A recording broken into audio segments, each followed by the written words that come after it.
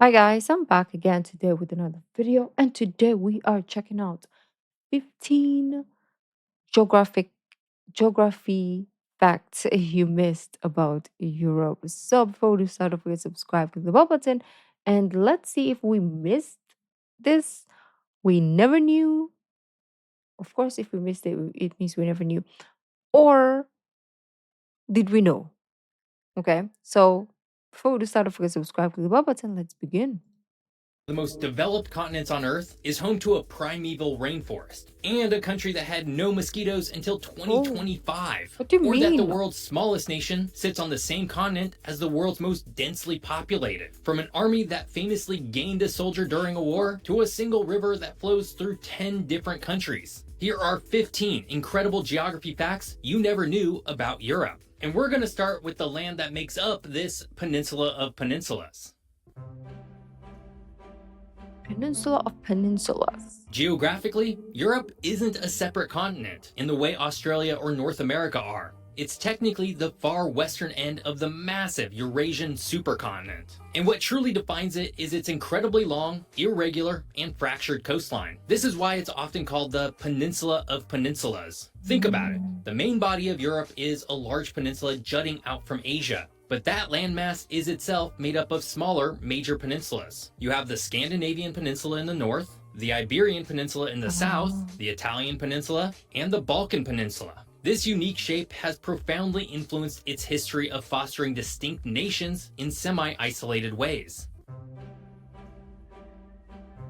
Second small. Yep, I knew Despite that. its massive and disproportionate impact on world history, Europe is shockingly small. By land area, it's the second smallest continent on Earth, with only Australia being smaller. In fact, the entire continent of Europe covers about 10 million square kilometers, which is only slightly larger than the single country of Canada or the United States. This small size makes its cultural and linguistic diversity even more remarkable. Dozens of nations, each with their own languages and ancient histories, are packed tightly together. This geographic compression has been a primary driver of its history, fueling intense trade, intellectual exchange, innovation, and, famously, centuries of conflict. The very idea of it being a separate continent from Asia is more of a cultural distinction, first made by the ancient Greeks, rather than a clear-cut geographic one.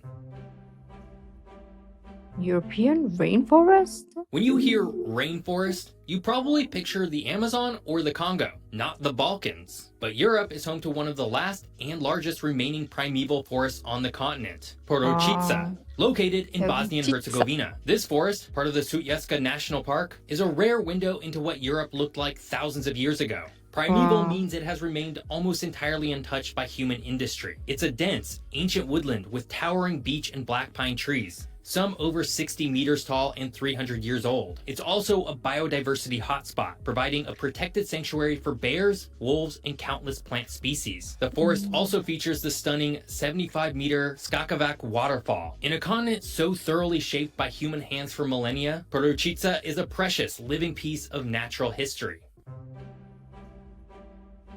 Whoa, this one I'm intrigued. I want For to move there. travelers looking for the perfect summer escape, I want to move there because, like, as we're speaking, I'm being torn apart by mosquitoes, right? They're flying around, biting me left, right, and center. So, this is the opposite of this place because we are the land of mosquitoes for some reason. We have a lot of them. I don't even know how to get in. Obviously, you have to open your door, but they get in at any time of the day. Like For night, travelers looking for morning. the perfect summer escape, Iceland offers a unique perk. It's one of the only countries in the world with no native mosquito population. While other northern regions like Greenland, Siberia, and neighboring Scandinavia are plagued by swarms of them, Iceland has remained blissfully They don't bite-free, fly too. mostly. It's not just that it's cold. The reason is its unique and unstable maritime climate. Mosquito larvae require a period of stable, continuous cold to hibernate in frozen winter, followed by a stable thaw to mature. Iceland's weather is too volatile. It experiences rapid freeze and thaw cycles, even in midwinter, which constantly interrupts the mosquito life cycle before it can be completed. The island's water chemistry is also unfavorable. However, Due to a warming climate, things are changing for Iceland, as it was just announced that 3 stowaway mosquitoes that arrived by freight shipping appeared to withstand the normally hostile environment, so Iceland might not be a mosquito-free country for long. Oh. Deepest cave. Forget climbing mountains. Some of the most extreme expeditions in Europe go straight down. The continent is home to the deepest known cave on Earth, the Rukaiya Cave, located in the Arabica Massif in the Abkhazia region of Georgia, a country at the crossroads of Europe and Asia. This isn't just a cave, it's an inverted Everest. Explorers have mapped this subterranean giant to a staggering depth of 2,224 meters. To put that in perspective, that's deep enough to submerge 7 Eiffel Towers stacked on top of each other. This world record was a result of decades of grueling expeditions by international teams of speleologists who faced flooded chambers, tight passages, and the immense logistical challenge of exploring so far below the surface. It's a vast, complex network that pushes the limits of human endurance. Europe. Props to them. You're not gonna catch me. It's a vast, complex network that pushes the limits of human endurance. Europe is an incredible continent. I've been here since November exploring all of the very weird places in Europe, like Gibraltar and Ceuta, Spain, which is Europe, but only it's also in Africa. And I'm also here to check out their world-famous Christmas markets, and to figure out why Europe is so obsessed with them. And that's why I think you should go subscribe to my travel channel, Geolax. Over the past year, I've been to Japan, Australia, Singapore, Armenia, and so many more countries. And next year, talk about in that country. And join me, let's get back to some more fun European geography facts.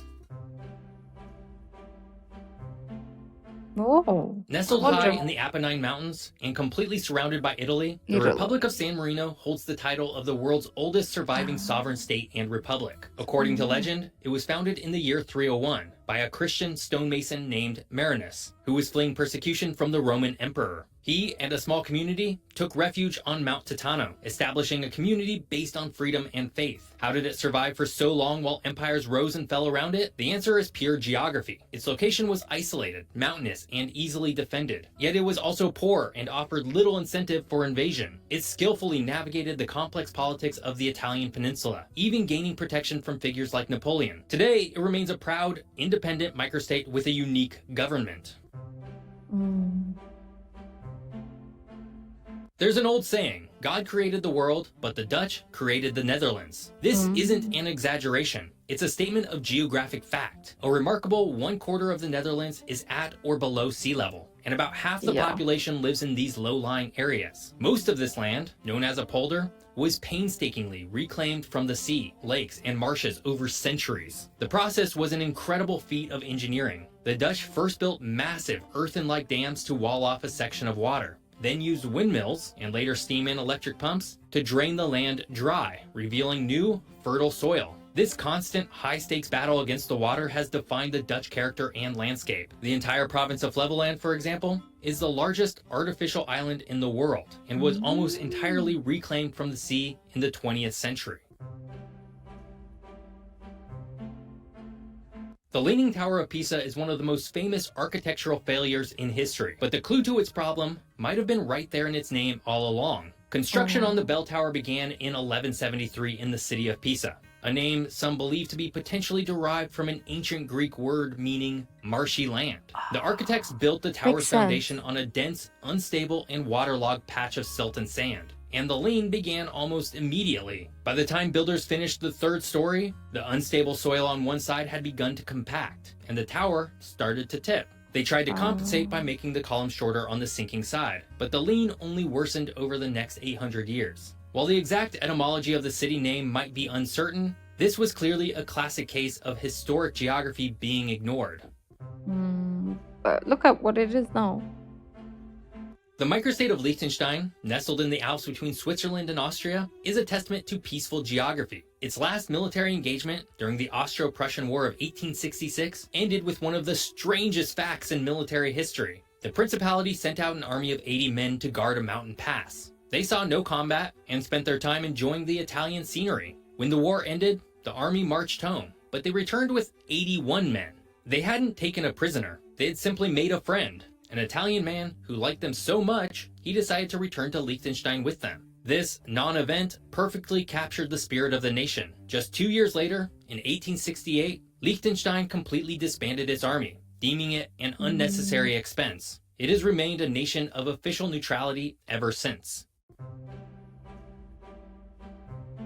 Epic construction. Barcelona's magnificent La Sagrada Familia is a marvel of architecture, but it's also a monument to epic construction timelines. The church, designed by the legendary Antoni Gaudi, officially began construction in 1882. It's still not finished to this day, over 140 years later. To put this in perspective, historians and engineers estimate that the Great Pyramid of Giza, one of the wonders of the ancient world, was completed in roughly 20 to 30 years. This means the Sagrada Familia has already been under construction for more than 4 times as long as an ancient pyramid. So why has it taken so long? The project has been funded entirely by private donations, and its progress was severely interrupted by the Spanish Civil War, during which Gaudi's original models were destroyed. Furthermore, the sheer complexity of his revolutionary design, which avoids straight lines, has required generations of craftspeople to slowly bring to life. I want to see that. The world's smallest sovereign state is hidden in plain sight, right in the heart of Rome, Italy. Vatican City is an independent city-state and the global headquarters of the Roman Catholic Church. It's impossibly small, covering just 0.17 square miles, making it about 1/8 the size of New York Central Park. It also has the world's smallest population at only around 800 people, mostly clergy and the iconic Swiss Guards. Despite its minuscule size, it operates as a fully independent nation. The Vatican mints its own euros, which are highly sought after by collectors, prints its own stamps, issues its own passports, and has its own media outlets and bank. It's a modern-day demonstration of how immense global influence can be concentrated in a tiny, unique geographic space. Just a short trip down the coast from Italy, Europe holds another record for population extremes, the Principality of Monaco. While Vatican City is the smallest by area, Monaco is the most densely populated sovereign state on Earth. This tiny microstate on the glamorous French Riviera packs nearly 40,000 residents into an area of just over 2 square kilometers. To cope, Monaco has become a vertical country, with skyscrapers and luxury apartments built straight up the steep hillsides overlooking the Mediterranean. Why is it so crowded? For decades, Monaco has been a famous tax haven, attracting the world's wealthiest individuals with its policies of low or no income tax. This has created an extraordinary concentration of wealth and people, all competing for a sliver of highly desirable, sun-drenched land. The Rivers are the lifeblood of continents, but no river on Earth crosses more international borders than the Danube. While the Nile or Amazon may be longer, the Danube is one of the world's most international rivers, flowing through or forming the border of 10 different countries. Starting in Germany's Black Forest, it journeys southeast for 2,850 kilometers before emptying into the Black Sea. Its path takes it through Germany, Austria, Slovakia, Hungary, Croatia, Serbia, Bulgaria, Romania, Moldova, and Ukraine. For centuries, this mighty river has been a critical artery for trade, migration, and culture. It served as the northern frontier for the Roman Empire and a strategic lifeline for the Austro-Hungarian and Ottoman empires. It links major capitals like Vienna, Bratislava, Budapest, and Belgrade, acting as a liquid highway that both unites and divides this incredibly diverse part of the world. Oh, really? Switzerland may be famously landlocked, but it's one of the most water-rich countries in the world. Its stunning alpine landscape is dotted with over 1,500 lakes, from the massive expanse of Lake Geneva to thousands of tiny, crystal-clear mountain tarns. This aquatic abundance is a direct gift of the last ice age. As massive glaciers carved their way through the Alps, they gouged out deep valleys and basins. When the ice retreated, these depressions filled with meltwater, creating the lake system we see today. The geography is so dense with water that no matter where you stand in Switzerland, you are never more than 16 kilometers away from a lake. This feature is central to Swiss life. The lakes provide some of the cleanest drinking water in the world, generate hydroelectric power, and are the stunning centerpiece of the nation's tourism industry. 24 official languages. Where? The European Union is a unique political Oh, and oh, economic entity, okay. and its approach to language is just as unique. The EU has 24 official and working languages, a policy that Oh, reflects its core motto, united in diversity. This isn't just a symbolic gesture, it's a legal requirement. Unlike countries like the United States, which has no official language at the federal level, the EU guarantees that every member state's primary language is respected. This means any EU citizen can write to the European Parliament in, say, Polish, and they are entitled to a reply in Polish. All major mm, legislation must be translated and published in all 24 languages to be wow. legally binding. This commitment creates one of the world's largest translation and interpretation industries, employing thousands in Brussels and Luxembourg, all to ensure that no culture gets lost in the political shuffle. Europe is incredible in so many more ways Nice. than I've listed here. Germany, France, Spain, Italy, the United Kingdom, all mostly missing from this video, which is a testament to just how much more there is to say about the continent. Mm-hmm. And if you happen to live in one of those countries, don't worry, you'll get your very own 15 facts video someday soon. Also, if you want to see just how incredible Europe is, this week I'm spending 3 days backpacking through the unbelievably beautiful French Alps and experiencing their unique refuges. So check it out over on my travel channel. I hope you enjoyed learning all about Europe. If you did, be sure to check out this video with 15 fun facts about New England. Thanks for watching. See you next time. Oh, cool. I didn't think there's so many things that I still didn't know. Wow. But obviously, because Rookie, you can't know everything.